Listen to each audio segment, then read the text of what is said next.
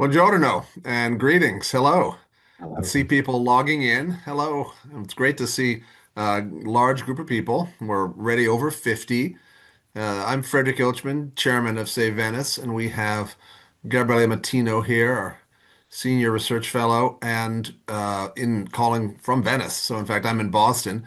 And this is a special presentation about a new interactive website focusing on one of the great paintings of 16th century Venice, Tintoretto's enormous Crucifixion. And you are not visible on this webinar, but comments in the Q&A or the chat is appreciated. And you might start by saying where you can write in where you're logging in from, where you're watching this. So I'm in Boston, Mass, and I'll add that in a minute. And Gabriele is in Venice. And this is a great uh, occasion for technology to bring people all around the world together. We'll give it another sort of 30 seconds and then we can begin. I see a lot of names being added. This is wonderful. Excellent. Yes, yes, look at this. And Gabriele and I are both specialists in Venetian art of the Renaissance, and in fact, both have done quite a lot on the painter Tintoretto. As a sort of hometown hero, it really feels like he's gotten his due in the last decade.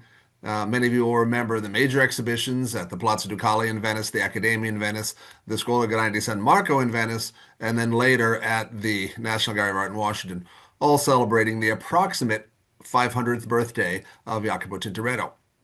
That was 2018 and 2019. Um, I see more people coming on. Okay, now we're above 70. And excellent. Lots and lots of more names, more places, both sides of the Atlantic, lots in Europe, and very good news. Okay, I think we might as well go ahead. So this is Exploring Tintoretto's Crucifixion, a new interactive website. And this website, which is now live on the Save Venice website, was sponsored by an anonymous supporter of Save Venice who wanted to celebrate the enormous and incredibly important restoration of the giant Tintoretto picture of the Crucifixion, which really is his crowning masterpiece within the Scuola Grande di San Rocco, the Venetian confraternity, which he was a member and which he decorated over about a quarter century the walls and even some of the ceilings of this amazing building. So the painting you see a detail right there on the screen, the center of the crucifixion. And just to remind you, just this is a really, really big painting, right? And so what we're doing with this website is taking advantage of the huge amount of information that was derived from the conservation treatment, which just ended a year ago. And of course, a great thing about all these restorations sponsored by Save Venice, and this one was sponsored by Arnold M. Bernstein of Chicago. A major restoration is an opportunity to learn how a work of art was created in the first place and what has happened to that work of art in the succeeding generations. Let's have our first slide. So when you're in the Scuola di San Rocco, and if you want to see the paintings in the order that Tintoretto painted them, you go up the stairs, trying to focus, not look at the splendor all around you, and then you go up to the Sala del Albergo, which is the boardroom of the Scuola, where the ruling council would meet to deliberate the charitable activities, the membership, the officers, the finances, and of course the artistic patronage of this building. And in the spring of 1564, Jacopo Tintoretto won by somewhat devious means a competition to decorate the ceiling. Famously, instead of presenting and arriving on the day of the competition with a preparatory drawing that would show what the finished painting would look like, he had in fact surreptitiously installed a completed work of art, a completed painting, up on the ceiling of this room, the intended painting in its intended place. And of course, famously, the board members were astonished. The other painters, the competitors, were dismayed. And Tintoretto understood, though, by this devious maneuver, he had uh, gotten his really foot into the door. And this led to a long tradition with the building, really occupied much of his career and still today houses many of his finest paintings. So this is 1564. And then the next year, proving that this had not been a fluke, he does, next slide, please, a really, really large painting, which is the enormous crucifixion. And there you see it dominating the back wall of the Sala dell'Albergo, the boardroom. And you will see also later on that this painting, as big as it is, right, and it's 17 and a half by 40 feet or 5.3 meters by 12 and a quarter. So really large painting. This has not stayed there nonstop. It indeed has been moved a bit over the years, and that's an important thing to keep in mind. This painting, though, is dated, as you will see, 1565, the only dated picture by Tintoretto in this cycle. So obviously important to him, and I think he realized at this point, even before his celebrated promise to devote the rest of his life to the Saint Roch and painting for the Scuola, he realized now that any later artist who would come here would have to reckon with this enormous one. Next slide. And there you see the picture before conservation. Now, of course, the brightness of the slide depends really on your own screen and the light in your room. But the Mm. thing to keep in mind is just how complex this is, this picture.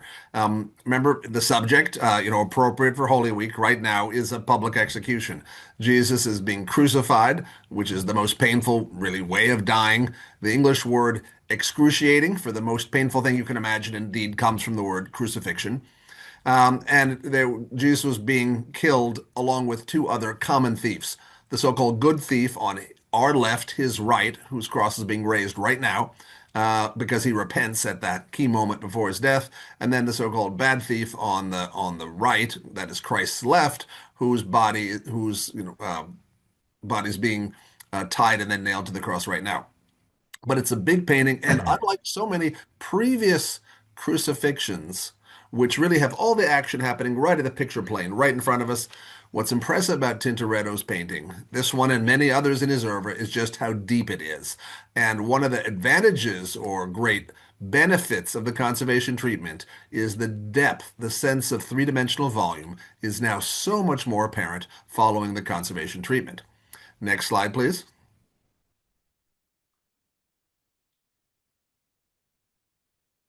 And you can see that while the painting remains relatively dark, there's so much more nuance in the colors. There are pinks and blues that seem to alternate in beautiful ways. All the figures have a greater sort of roundness or three-dimensionality to them. And there's a crispness to the brushwork, the paint handling, and realize just how economical Tintoretto was. You can't execute a massive picture like this without a lot of planning, and being careful, obviously, in the way you apply the paint. But an important point, which has become clear through the conservation, is all the stages of preparation that Tintoretto did below the final paint surface. And Gabriele will talk more about that. Next slide. And so, just to put on the screen, some of you in the States or in France would have seen the one on the left, exhibition Titian Tintoretto Veronese Rivals in Renaissance Venice. I did that at the Boston Museum of Fine Arts in 2009 with a lot of help from Robert Eccles, who's I think on this call, also resident in Boston. And this exhibition, setting up the big three in terms of the way they influence each other, benefited from a number of conservation treatments from, say, Venice, but uh, many, many discoveries had yet to be made. Lots of works had not been examined up close, rephotographed, or benefited from big conservation treatments. The image on the right is the catalog, by contrast, of the 2018-2019 show at the Palazzo Ducale in Venice and the National Gallery of Art in Washington, and that had extensive information about conservation. But yet again, an entire painting of massive size, like this crucifixion, had not been subjected to infrared reflectography. So I guess I'm making the point that one, I'm really devoted to this artist. Tintoretto is the subject of my dissertation and someone that I really spend a lot of time thinking about. But also major exhibitions, which are a great opportunity to show the state of research. Um, the Tintoretto's crucifixion had not been touched in decades, and so none of that could be included in these exhibitions. And the other point is, in the absence of an exhibition, there are other things we can do to publicize these discoveries and make clear the beauty and more faithful appearance. And that includes books, and a book was published about this painting, and new technology like this new interactive website. So let's go to the next slide. And I'm going to now turn this over to Gabriele, who's going to lead us through this. It's really quite remarkable. We've been looking at this, Gabriele and I, on opposite sides of the Atlantic in the last couple of weeks as the website's been tested, and it's very exciting. And what I encourage you to realize is that you can do this yourself. It is now live, and you can benefit from all these new opportunities and the way that technology allows you to learn a lot about the painting, and also, most importantly and completely new, to see under the surface layer. Really? Okay, thank you, Frederick. Hello, everyone. Good afternoon, good morning, depending from where you're connecting. My role today here is to illustrate to you this how the crucifixion website works and function. In order to do that, we decided it would best to start from showing you how to reach the actual crucifixion website from our Save Venice institutional webpage. So what you're looking at right now is the Save Venice website, and in order to reach the crucifixion website, you need to move the little arrow at the top of the screen next to the Save Venice logo to the left, to the tab that says Explore. As you move the arrow on it, you see a drop-down menu with different links. The first one refers to the Assunta Explore. There is a website dedicated to the Assunta. It was presented by Frederick Ilchman, Davide Gasparotto, and myself roughly a year ago. And it's a website that I hope you all enjoyed, used, and still exploring. The next one, just underneath it, as you can see as you move the arrow, is the link to the Tintoretto Crucifixion Explore. By clicking on it, well, you actually are redirected to the Crucifixion Restore website. So first of all, welcome to the Crucifixion Restore website. This is a very exciting project. We are all very proud here at Save Venice. The aim and goal of this website is to, first of all, learn more about the painting, but also learn much more, as you will see, about the conservation treatment. And finally, to discover a lot about the creative process by Jacopo Tintoretto. So basically learn about all the different passages that took him to create this image. And that was done thanks to a number of information and data that we were able to gather during a series of scientific analyses that were run to prepare the conservation treatment. And I'm referring mostly to infrared reflectography. We will have the time to discuss it, which makes one of the most important features of this website. Now, before I focus on the highlights of the website, I think it would be important to give you an overview, how it works and how it functions. You might have noticed how it mirrors our institutional website in both in terms of structure and style. So in order to reach different sections of the website, you will need to move the arrow at the top, where you find 3 tabs to the left of our logo and 3 tabs to the right. Starting from the left, the first one is Home, and is the one we are looking right now. The function of this page is basically to outline what are the goals of the website, also mentioning all those persons who made this project real, concrete. First of all, starting from the anonymous donor, whose generous support of this website in honor of Arnold Bernstein made the actual website itself, but also our restorers who worked for 2 years on the painting, Matteo De Fina, the photographer, who took hundreds of pictures before, during, and after the conservation treatment, and which basically made this website as beautiful as it is. And also Star Test by Salvatore Schiavone and Maria Francesca Alberghina, who actually work all the infrared reflectography images and provide incredible material to learn more about Tintoretto. If we go back to the top, then we can move to the conservation section. Again, you move the arrow on the top of the tab, and a drop-down menu shows you 2 different links. The first one is titled Summary. And indeed, it is a very short summary of the conservation treatment itself. So it tells you when that happened, roughly between spring 2023 and spring 2025, where that happened. And this is quite interesting. I wanted to show that to you through this beautiful image of the work site. first of all, this is the first time that we come across this carousel gallery that allows you to see pictures by browsing horizontally using the little arrows that are placed on the two sides of the screen. And again, what you're looking at here is the incredible worksite built with this major scaffolding, three different levels that will allow our conservator to reach basically each single inch of the painting in the room where Tintoretto put his own canvas, as Frederick mentioned before, more than 500 years ago. Now, from here, in order to let's say, visually support this summary on the conservation, there are a number of features of the intervention itself.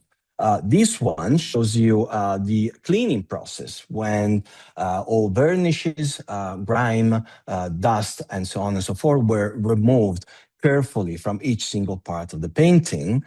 The next one shows you Christ's torso following the cleaning process. So with all the paint loss, the abrasion that were there. So this is actually the conservation condition when our restorers start, working on it in all the different phases that you will see now a little bit more quickly of all the different parts that took to prepare and took to the in-painting of all these paint loss that are present in the painting. Of course, I wanted to give a face to those who made this website real. So Matteo De Fina, you see here the photographer, four of the restorers working on the second level of the scaffolding. It's quite interesting how deep it is, right? Giving them all the space and the right to work carefully on the painting, but also being able to accommodate our worksite inspection, but also visit with our members and scholars. Another image of one of the restorers working. This is the in-painting part, up to the inauguration, so the actual unveiling on the painting to the public. There were hundreds of Venetians who showed up at this public celebration. And this is a picture of all the very talented conservators who work on the painting. Starting from the left, I want to give a name to them. And so Giulia Rioda, Caterina Barnaba, the lead conservator, then Lucia Tito, Ramona Scamporrino, and Irena Szymanska. If you want to know even more about the conservation treatment, if we go back to the conservation tab, there is then a link that leads you to the video. This is a quite interesting video. It was created as we were working on the painting. It was playing there in that very room. So as a tool that was used both by us as we took our members to visit the worksite, but also by every visitor who actually went there to the scuole, they were able to follow our work. This documentary was in fact made, and new chapters were added to it every 3-4 months. And the video has always been available on our YouTube page, but also is present here, and I think is a great addition to the website. Now, if you really want to know even more about the conservation treatment, then you move the arrow to the opposite side of the page, and then by moving on extra, you find two links. The first one is titled The Conservation of Tintoretto Crucifixion. It is a very long and very detailed, very thorough description of the conservation treatment. It was authored by Caterina Barnaba, I mentioned her before, the lead conservator, and Melissa Cohn, the Venice director. And what is very interesting about it is not just about the actual conservation treatment, but it prepares you, it tells you all the different phases that prepare that conservation treatment, starting from the conservation history. And of course, even here, you will find galleries that, support visually the description. And it starts with the very first recorded, documented conservation treatment on the painting, 1673. This is an original inscription that is still there available on the painting. It was made by the painter, rather the conservator, who worked on the painting in that year, Angelo Vidali. And it's quite an interesting document of what happened to the painting right after a little bit more than a century. Then, Second World War, the first time, at least documented, that the painting was moved to be, of course, recovered in a safer place. Interestingly, the painting has been rolled vertically, and then it was, well, enough from the time to use just a couple of ladders, which is quite remarkable if you think about it.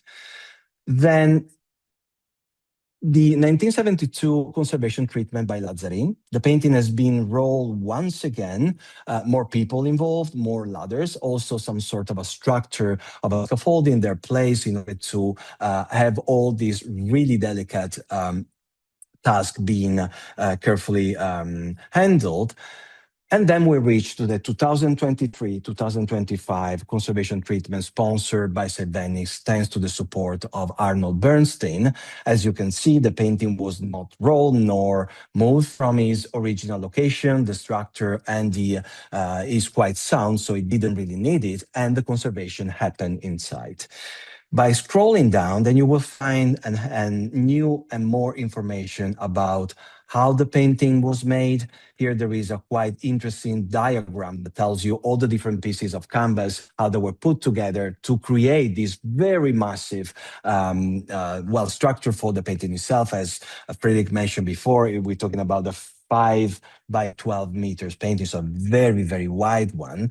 And then there is also a very interesting section on the palette, on the different pigments that were used, what pigment were used, how they were mixed, and what happened to a number of them, like the blue smolt or orpiment, whose chemical structure, just to make it very simple, change over time, and that led to changing the color and the color itself. So in a way, not only change the painting, but also change our perception of the painting. We will see in a minute in the comparison mode the painting and how different, of course, the sky is as a brown sky right now. And then the more you read, and the more you discover about the scientific analyses that were made, and by the end, of course, you reach the conservation treatment. So this is a chapter that I really recommend you to read if you're really interested in how the whole process worked. It was a 2 years process,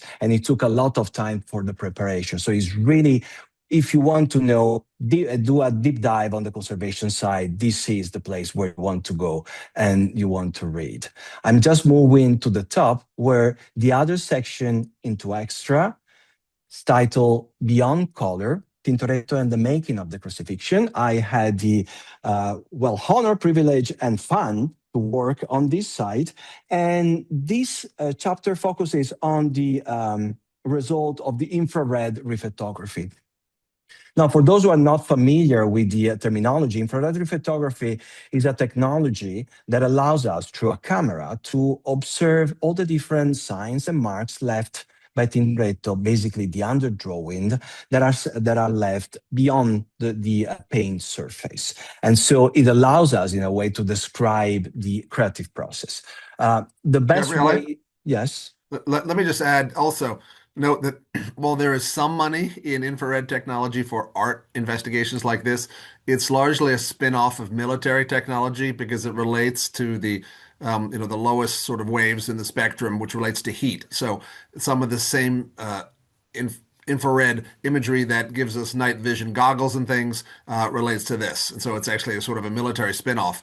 And I should say that while this has been known for quite a while as a useful ability, the cameras have become much more subtle. And depending on the frequency you're actually using for your camera, you can discover different things. It's a bit like those kind of childhood games where you're trying to guess things like, the game of Battleship. You can be off by just a little bit and not see anything.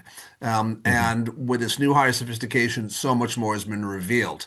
And so what's really exciting about this, and indeed is one of the reasons that justifies an entire website about this conserved painting, is that really one of the first times an enormous, enormous canvas has been done at this high level of precision, the entire painting, not just sections of it. So this is so much more information than before. And as you're going to see in a minute, and particularly when you get to the other sections, just how revealing we are. But this was not known until this newish technology was applied.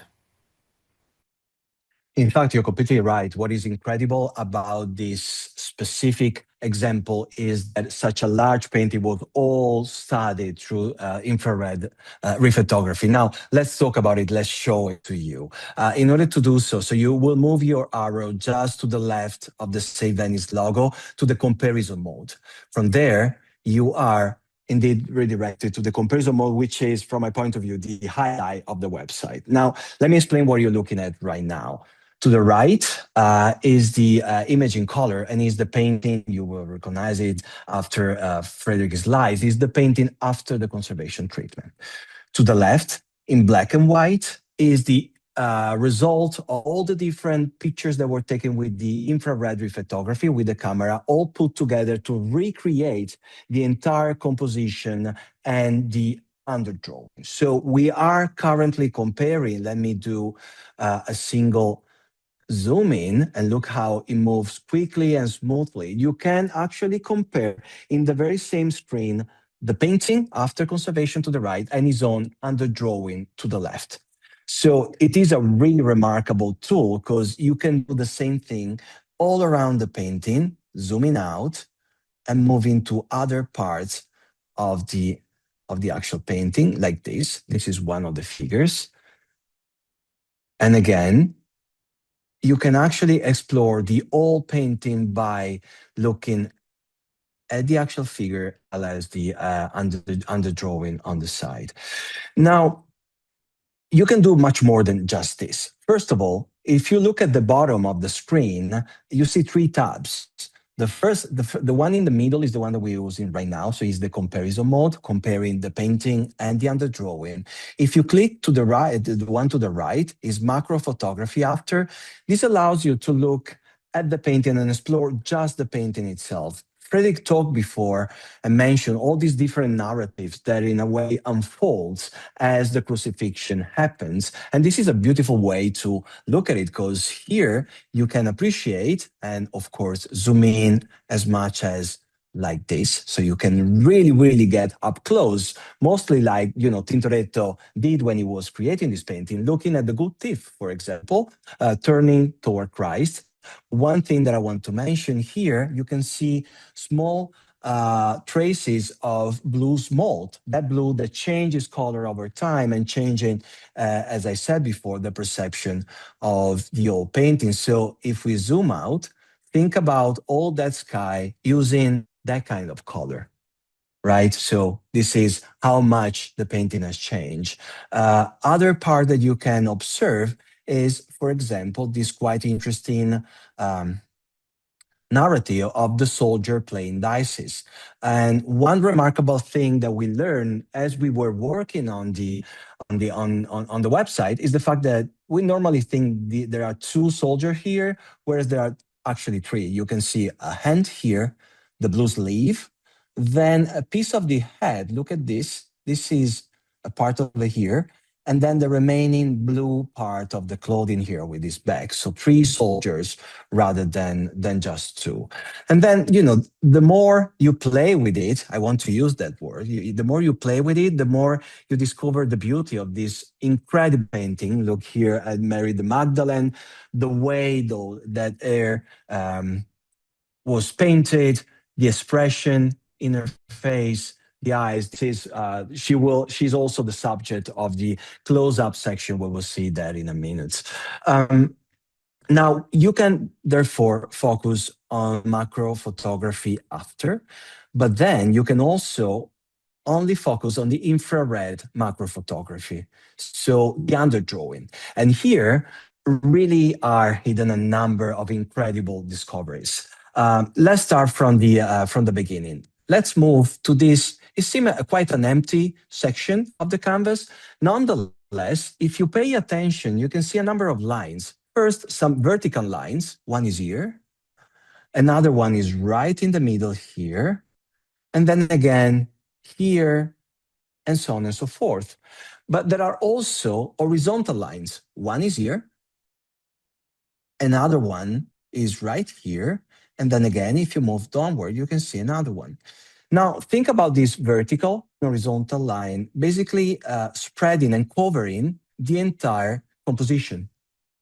So what we're looking at right now, and this is quite revealing, is the a grid that was used to transfer a compositional drawing from the paper onto the canvas on a different scale. And here, Frederick, probably you want to say something more about the quality of this discovery in a way. Right. So back to those exhibition catalogs shown on the screen. So these are major exhibitions which tried to serve as a state-of-the-art description. And when Robert Eccles and I and other people worked on those exhibitions, we tried to summarize what was known. Um, Most of Jacopo Tintoretto's drawings are of single figures that are in black. They're done in black chalk or charcoal, and they show usually a muscular figure engaged in a dynamic pose. Some of these were done for mannequins, some for male models, etc. But they're all squared up. That is, a grid has been drawn on the front of them, which you could use then to square by square move this image to a different drawing, a separate piece of paper, or indeed scale them up to put it on a bigger grid for a large painting. There are only a handful of compositional drawings by Tintoretto, and they are usually of two figures together or very sketchy indications of a larger composition. There is no drawing by Tintoretto which shows a huge composition like this one that would have been required for this painting. There must have been something, but the level of detail was probably more at the level of individual drawings. Now, what's interesting is people have always supposed that Tintoretto used big grids on his paintings, but until recently there wasn't the technology to see those grids under the paint surface. And in a painting as complicated as the Crucifixion, we had lots of groupings of figures that had to make sense both left to right, but also in terms of depth. And you had to maintain the scale, and the poses had to have some sense to them. They had to logic. You really would have needed a grid, I think, to make this happen, right? For Tintoretto to have the quality control and keep the people he's delegating to, and even make sure in his own mind that he wasn't making mistakes. Now, what is so exciting about this, really for the first time, we can see a large and precisely drawn grid across the whole surface. And that was clearly one of the organizing principles enabling the success of this complicated composition. Before we supposed, and now indeed we have the proof. Very good. And also, Frederick mentioned a number of drawing that where we can see they're being squared up and with grids. Well, the same thing can be also detected in the painting regarding single figures, as Frederick mentioned earlier. So this is one of the example, is the figure that we can see from the back on the left side, on our left side of the cross, where you can actually see a smaller grid. So again, think about Tintoretto controlling the composition by working on the paper and then transferring the drawing that he worked on the canvas on a larger scale. And so it will work on single figures, but also on figure groups. And that's, again, is the example with the soldiers playing dice. As you can see, this grid cover the all three figures. So again, think about Tintoretto here working the whole group, basically because he's placed within the painting. If you think about it, he's placed within a own niche where there is no much room for changes or different improvements. So basically work the whole group and place it there, again, using a grid. There is, though, even more we can learn about the creative process, because if we move and get closer to this figure, this one is one of the figures that I have been pulling up the cross of the good teeth. Now, if we get closer, we can actually appreciate the anatomical side of the figure, right? You can actually see all the structure of the back and the legs. So this becomes even more revealing if we compare it to the actual painting. So let's click the tab in the middle. Let's move to the comparison mode. And this is what happened. What you can see is two different phases in the creative process. To the left, the naked body, which was on a second moment dressed up, if you want to, with using color. This shows us that Tintoretto studied that was the posture of the figure and the anatomical study was done on paper, most likely during a live session with a naked model. Then once the position was found, using a grid, the naked body will be transferred from the paper onto the canvas, drawn on the canvas with a brush. and then only on the second moment it will be dressed up with paint. I don't know if Frederick, you want to add something about it. Well, no, the point is it's a long tradition that a drawing should do whatever you need. At a certain point, they're appreciated for their beauty, but it's really to make sure you understand the pose, the way the muscles work, the bones, etc. And even if you're drawing, say, a Virgin Mary for a painting, you might well start with a, male model. You'd get some, assistant in Mhm. your workshop, right, who's going to stop mixing pigments. And you say, sit there on this chair and pretend to be the Virgin on the throne. And then you draw the person as a man. And then in the next stage, you dress it up by covering with the clothes. And you need to do this, though, right, and not just fudge the placement of the draperies, because otherwise the body doesn't look convincing. And it's an Mhm. amazing thing about human anatomy, right? You don't have to be an artist yourself, and you don't have to make a drawing to know if a painting or drawing takes too many liberties. If the body, we can just look at a figure and say, no, someone's arm is not that long, or doesn't really join the shoulder correctly, or what's the neck? Does it seem out of proportion? And what's really striking about Tintoretto is that he seems, with a great economy of means, to convey so much information. Like the body, the back, they're in the right place. I mean, the way that limbs join each other, it's quite efficient. And something I've really been thinking about is just look at the little indications for the figure's ears, right? We'll see this again and again. He paints quite Mhm. quickly the ear, and it's indeed the ear is visible below the paint surface in the level of the underdrawing. And that's a way of just making sure that the volume of the head is at the right angle, because we need to read it just as a head, but also a head in space. And it has to make sense attaching to the neck, the shoulders, etc. And as I mentioned, economy of means. Tintoretto does this so efficiently. And he had to be efficient because he's gonna not otherwise spend many years on a painting, and he does not have that kind of available time. He's not Johannes Vermeer. Mhm. So you see another example here with this figure using the spade, and you can actually see these really quick brushstrokes that, in a way, remind us the way he used to draw, right? And they're very quick to show you the tension of the muscles as the figure indeed is digging up the hole for the cross of the bad teeth to be placed.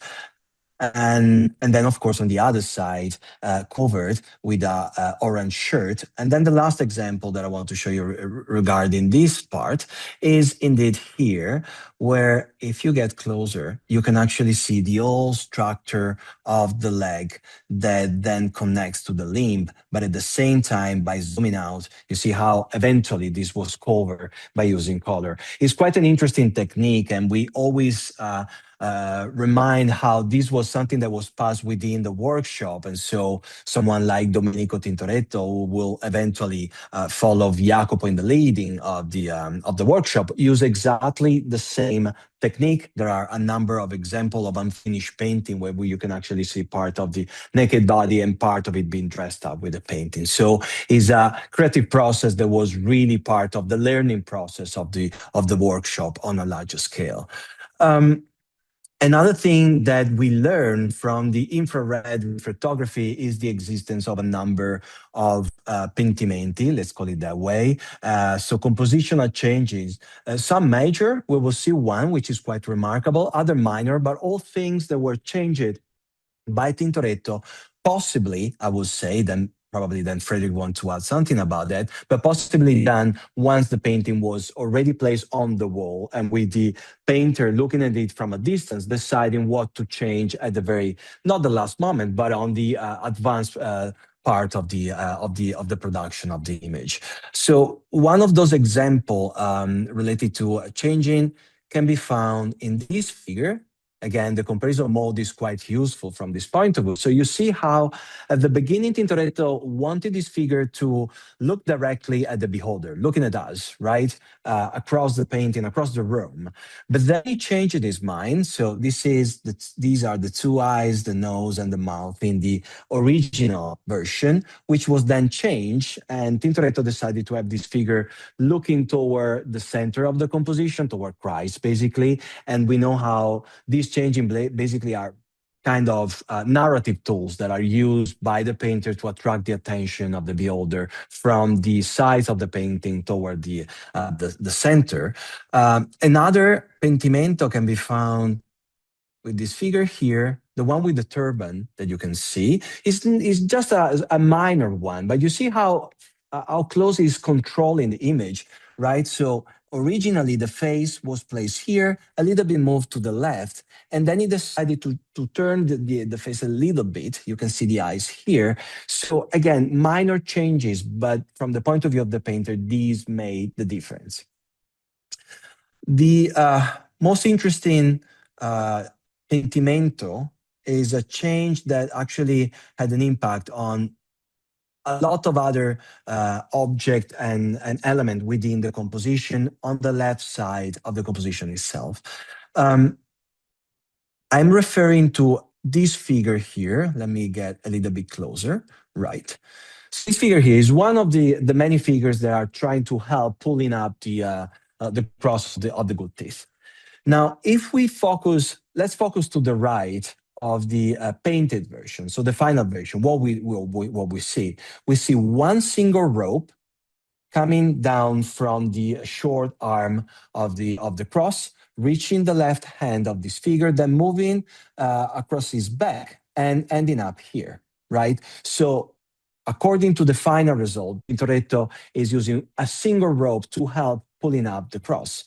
But then if we compare to the original idea, we can actually detect two ropes rather than one. One that reaches the left and stops there, and a second one that comes all across the composition, moves down, oops, I'm sorry, moves down here in order to reach the right hand. Two ropes rather than one. Now, we wonder what happened here, and probably this is something that I would like to ask Frederick, what do you think? Why Tintoretto made such a major change?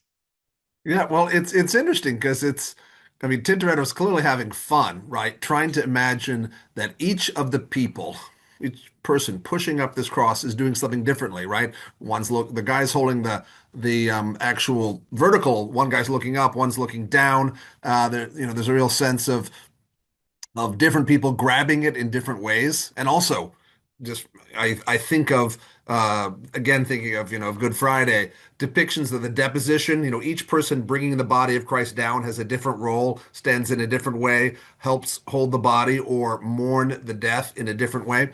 Well, so this big guy that we're talking about, who's got his arms stretched out, it's a beautiful figure, right? Really impressive. And indeed, his outstretched arms, right? Don't they make you think of Christ on the cross? I mean, there's a lot going on right there.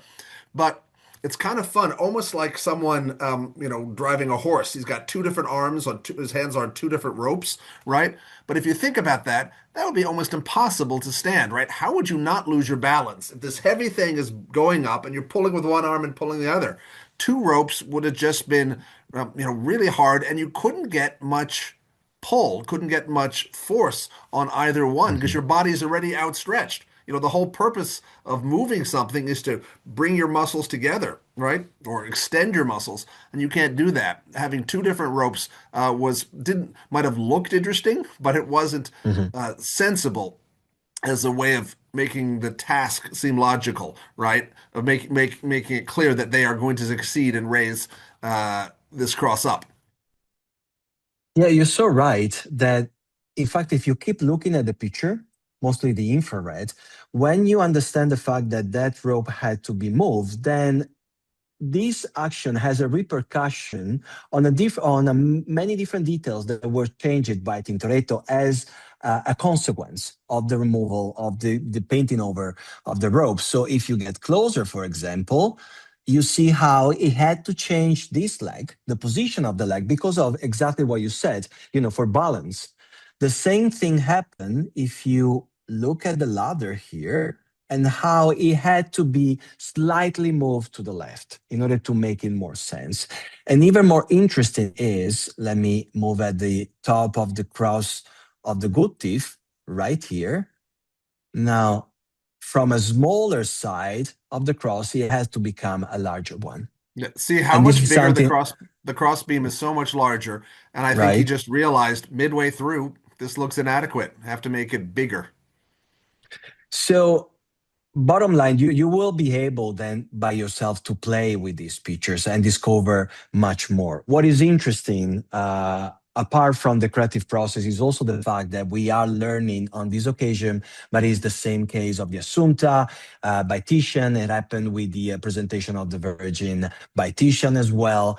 How these paintings were not just made in, in the closed doors of a workshop and then put on the wall. Some part of the doing, if not more than just that, was done on site in order to coordinate the composition and the structure with the actual context of the place where these paintings were placed. And this is something that you really learn by looking at the painting is infrared photography. And so I do believe that the comparison mode is a great tool for everyone who wants to discover more. As last, I will move to the close-up section. Again, you move the arrow on it. You see this drop-down menu offers you different categories. So apart from the introduction, there would be faces, anatomy, clothing, objects, and horses. So we try to offer you something different than the Assunta website. If you remember, in the Assunta website, you will move from the top to the bottom, looking at different section of the painting and exploring it. What we're doing here is start to creating, 'cause there is of course room to do more galleries, different parts, different categories exactly from the painting. Let's have a look at the anatomy section, which I found extremely remarkable. And of course, he had to start with the figure of Christ. Uh, Frederick mentioned how here Christ is on the cross. Nonetheless, is his body, his presence is glorious. He's a victorious body here in front of you. He has so much to do with the uh, classical sculpture, but also, and it's something that I want to stress, is the use of color. Look at the color of the skin. Look how this body emanates light. It's almost glaring. We have learned, and this is something that you can read in the conservation section, we've learned how Tintoretto decided to use in this particular figure only in Christ and only in painting Christ flesh. A specific color is the giallolino mixed with other pigment that gives this glaring aspect of the body of Christ. So it was so controlled, even in the kind of colors that Tintoretto wanted to use. There is this old saying of Tintoretto using the or following the colors of Michelangelo, the Titian, and the disegno of Michelangelo. It might be, some truthful in this as you look at this part. I don't know if you want to say something more in this regard, or Frederick, probably to the way this body and how might reflect some studies that Tintoretto did in his own workshop. Yeah. Well, the simple point to make is the two of them. The first is that um, although Tintoretto had the reputation and was sometimes quite guilty of being a hasty painter and a lot of times a lazy artist doing things as quickly as possible, a lot of planning went into his finer paintings, and this is really one of them. Drawing is absolutely fundamental. If he were not a great draftsman, he would not have been such a success. The paintings wouldn't be so convincing. And the other thing is, well, the comparison mode lets you go, or the macro photography lets you go anywhere on the painting. What Gabriele has done is chosen specific figures here, beautiful fabrics, interesting hair, interesting, beautiful anatomies. These are selected because they are among the finest portions of this enormous painting. And I think you'll find yourself enjoying very much spending time thinking about, wow, look at that. Someone did that. What a beautiful, beautiful thing. We're going to get questions in a minute, but I just wanted to mention something else about the colors. It's pretty clear that there would have been the blues have gone gray or brown. The greens in this are gone gray. And we have to imagine a somewhat brighter picture. I don't think it was a super sunny day, though. But we also have to imagine a greener picture or more verdant setting. And this is something that comes up occasionally because San Rocco is so important in Tintoretto's oeuvre. Indeed, Venetian painting. I think it may give us a exaggeratedly dark and turbulent appearance when it might have been greener and more pleasant originally. And that's not, of course, just the nature, it's also the colors of fabrics, etc.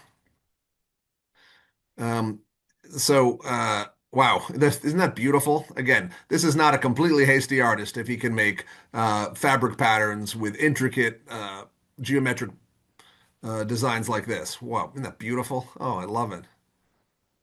There you see very well the herringbone weave of the canvas, and realize also one of these essential things about painting on canvas, which is that the texture of the canvas has a weave and it has a build up to it, which allows you, a painter, to drag a brush and therefore get these broken lines. And so it automatically looks like a heavy pile fabric with real depth to it. Just beautiful.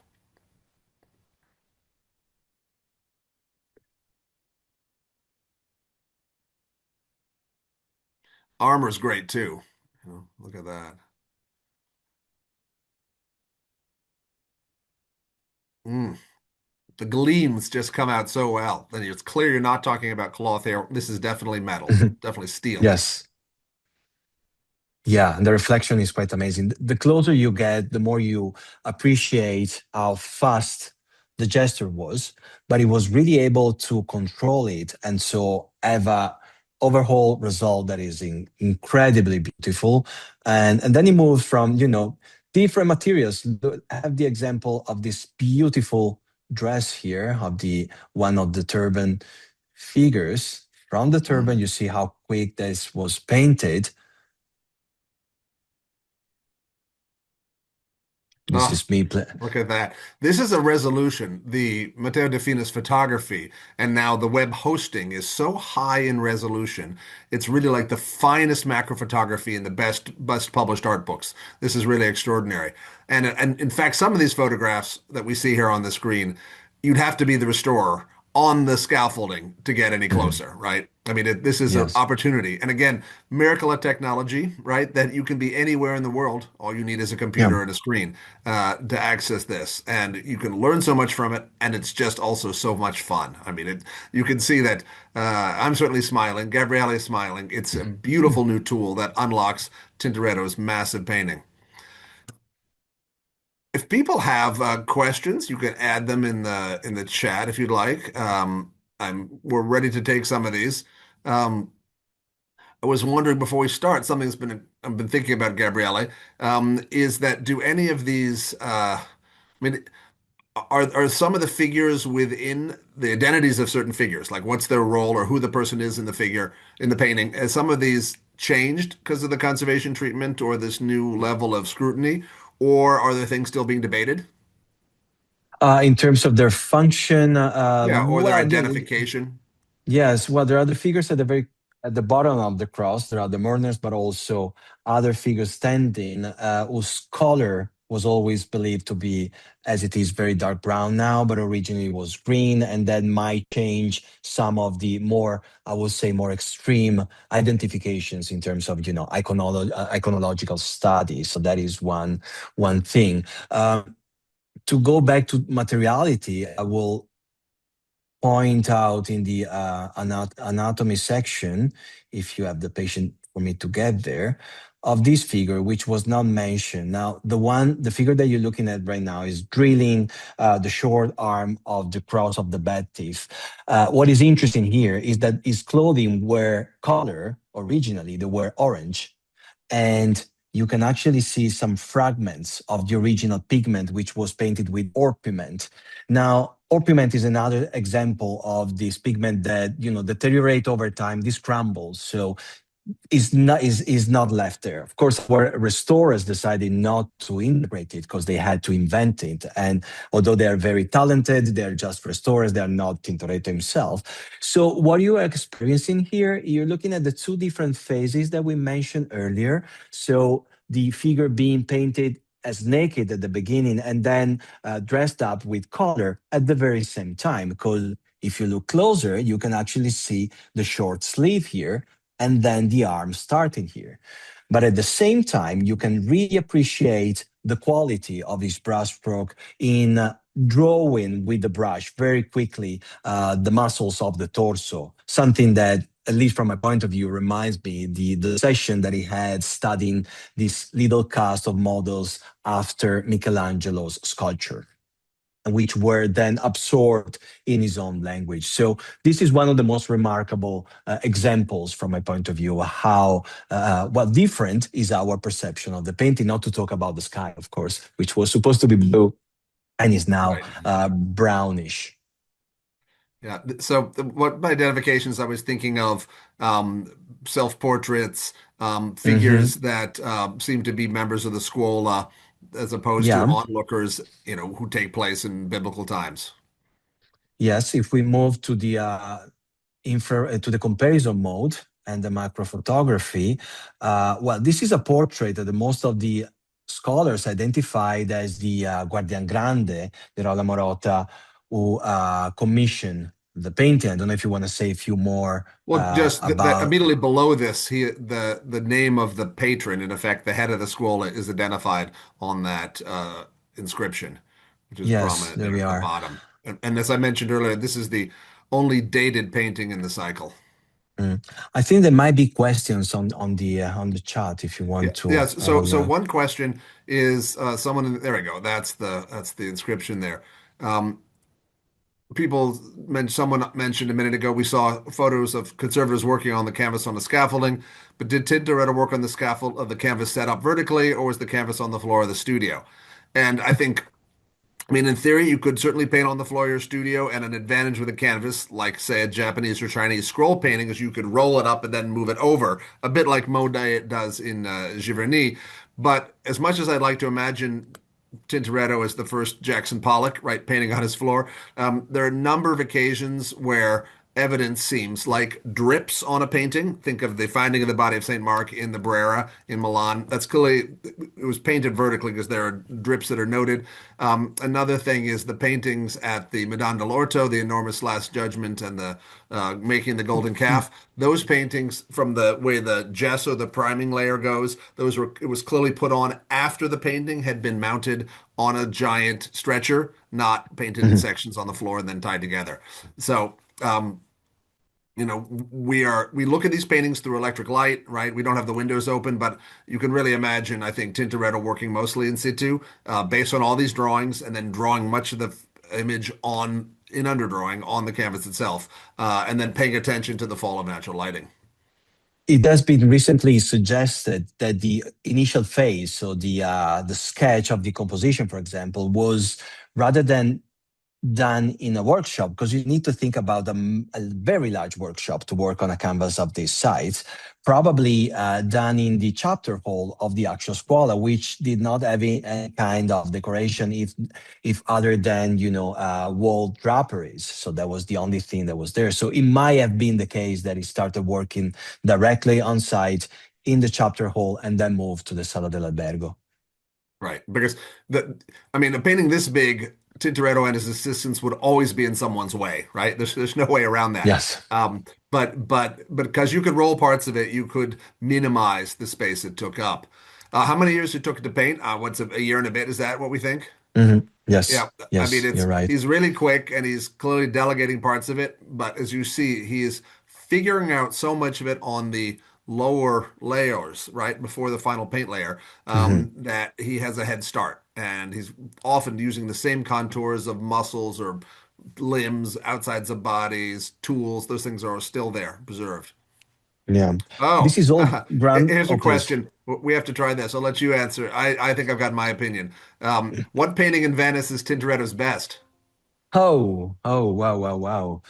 That's complicated. I I mean, this is in ma the running. This is the one or two Yeah, or three of the yeah, best, and yeah. it's certainly the most complicated. I would say Yes, for actual execution, The Miracle of the Slave, which is considerably I earlier. was going there as well. Yes, Yeah, might that's be cheesy as 1548. This is I. Yeah, 1565. That's the one where he really has to prove that he's the yes, equal of these other people like Paolo Veronese, like Titian, yes, who are really occupying the most attention. And that has the greatest level of detail and finish. Like the armor's even more precisely painted. There's even more, links for every yeah, little yeah. piece of chainmail. But but for scale, and I mean, Tintoretto here does something that's really unprecedented in having a crucifixion across the whole surface and also seen in great depth, and the whole thing makes sense. It's like a gigantic cinematic film, right? It's a giant movie. Yeah, yeah, yeah. It's not little episodes. The whole thing works together.